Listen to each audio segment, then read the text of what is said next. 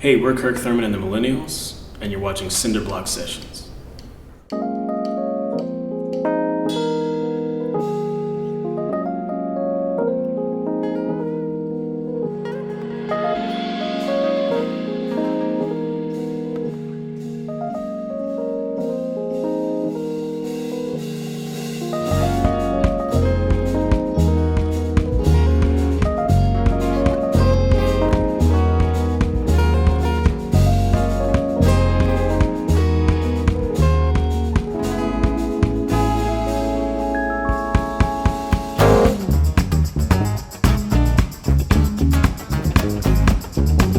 What's going on, guys?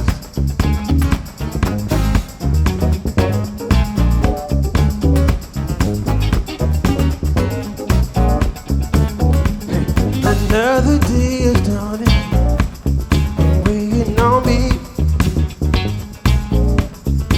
Said I am short on inspiration, a heavy load of disbelief.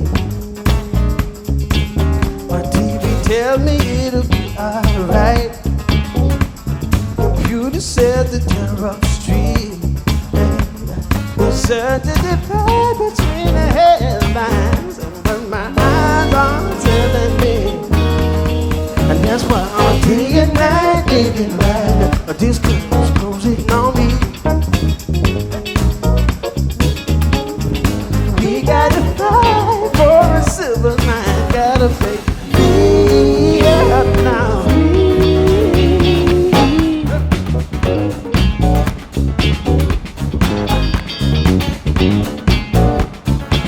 Tell 'em, say out here with my baby. Come the police. On my way tonight, I forgot my bags. Why don't you read them to me? Say baby doesn't need it. Complexions they are different now, baby. I just say that we're living in a different time. Say some things will never change ever again. Like that's why I guess curtains closing on me. Said we gotta find a civil line. Gotta play yeah, now.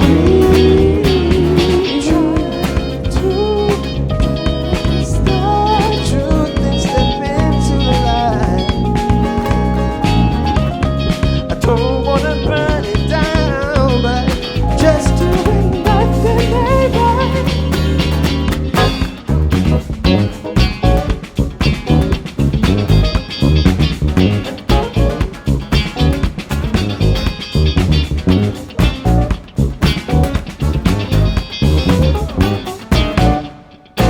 And that's why I'm day and night living life. This curtain's closing on me, yeah.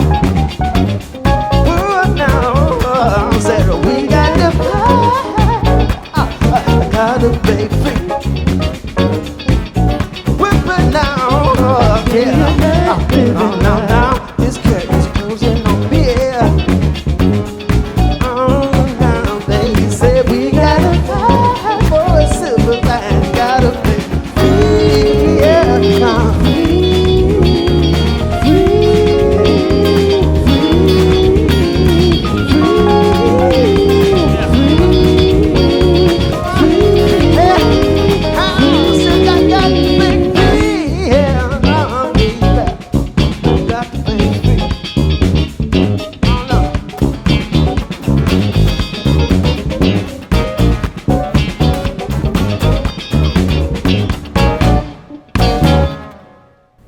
Kirk Thurmond started out as sort of a solo project. You know, I mean, like all the way back to like college. Just sitting in my dorm room playing music, writing songs, when I was supposed to be studying for percussion degree. But that's what I was doing instead. Eventually I left and started doing just little shows in Dallas. Just really started embarking on it. And then it ended up being this thing where I would write and perform, sometimes be solo, sometimes be full band. But a couple of years ago, I started doing Kirk Thurmond and the Millennials. And it's a funny story. It started when my drummer Gino, who was kind of like a Dallas legend almost, wanted to put together a band for a show at Profit Bar between his band and my band. His band is called Ivory Jean, and he just wanted Kirk Thurmond to have a band that night. The whole deal, drums, keys, horns, just like to the hilt.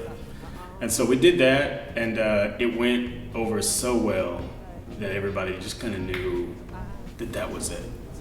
After that night, we really couldn't turn back and do anything less. And that was Millennials' first show. Well, the reason it's like that is because everybody that plays with us has been through the ringer in the city. And we all know that it's easy to play for money here. I mean, we're all talented, we've all got good resumes, but the thing that sets us apart is that we've got to dedicate ourselves to something other than living as musicians. Living as a musician is made easier when you can base like the foundation of your career on something more substantial. And I think that's what the Millennials are all about. Well, as far as songwriting, I write the majority of the songs. So I'll write the general music idea on guitar. I'll put all the lyrics together for the most part. Sometimes I'll collaborate with other songwriters in the area. And I'll bring that kind of bare idea to the band, and then besides chords and just overall structure, I let them kind of run wild. And then that's where the different personalities and backgrounds come in and fill in the rest and make everything as interesting as it is. The dream is to, the dream is different than it used to be. It used to be have a major deal, have somebody completely backing us and just not have to worry about anything, just get on the bus, play a show, get paid, be renowned. But it's different now that I know what a lot of that stuff means. And so now I want us to be able to share what we do in a way that's sustainable for all of us, but keeps us genuine and makes the most impact. Sometimes you have the most impact in an arena with tens of thousands of people. Sometimes you have the most impact in a theater with, 600. So whatever that means for us, that's what I want. And I think that everybody is also on board with that, because everything's not meant for each stage. That's easy. So recently we did a show at Three Links. It was a big thing for a couple of friends of mine. They had a big show they do every year. And we were just kind of in the mix. We weren't a headliner. We weren't really at the end of the list either. We were just kind of smack dab in the middle. And we weren't even really a notable artist that I know of, that I considered anyway. And not only were we the only artists that evening, but in the history of their event, we were the only artists to get an encore that night. And it was all but demanded. Like, they weren't gonna stop until we got back on. And that was special for us. That was like our second turning point. The first one was when we first got started. Huge band, big night, can't go back. And this one was like, okay, well, whatever we're doing, we gotta keep going. Yeah, we gotta just make it even better. We gotta keep trying to create this moment as much as we can. So that was probably the most memorable we've had yet. And that wasn't even that long ago. Second one, so this song is called July.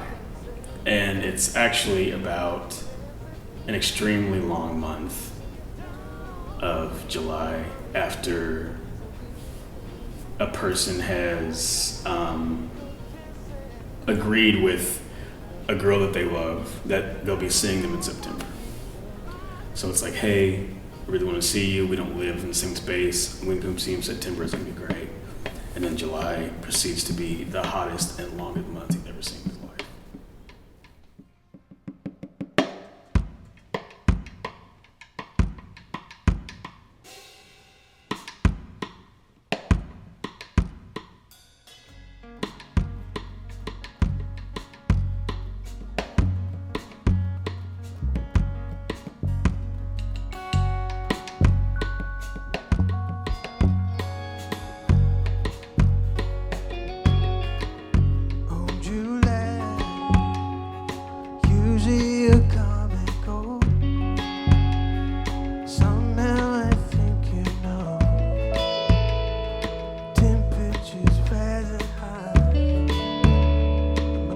patience are running dry.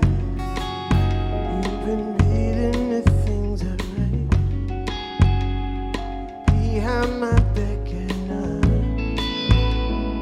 there is a girl I love, and you know that she waits for me in September. She lives at the end of my summer. You're afraid that falling all that I remember, yeah, yeah. She lives at the end of my summer. Would you let usually you come and go? Somehow I think you know. Sunshine through my shade when I try to see through the days, yeah. And you made it to see me smiling when I look at the number 9. There is a girl I love, and you know that she waits for me in September. She lives at the end of my summer. You're afraid that falling is all that I remember, yeah, yeah. She lives at the end of my summer. So August reached out to me and promised it would be paper. June on the final day, said you might need it well. So what is this all about? Are you trying to burn me out low? Said everybody knows days are always numbered.